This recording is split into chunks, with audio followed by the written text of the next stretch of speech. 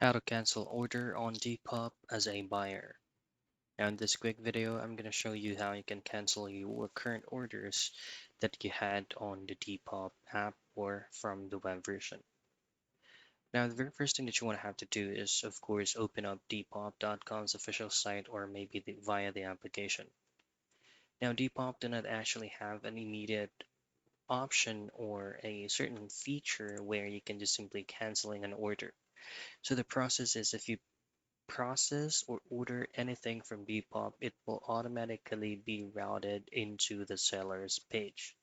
So all you have to do is just simply, once your order was successful, then what you want to have to do next is just to click in the message icon.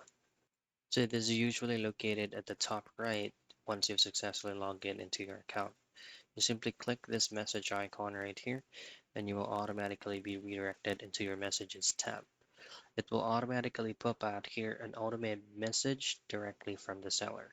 So you just need to provide a request that you would like to cancel your order.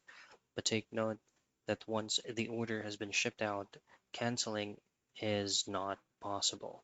All I have to do once the order has been shipped out is just to follow the return process for you to be refunded. And that is how you cancel order from Depop as a buyer.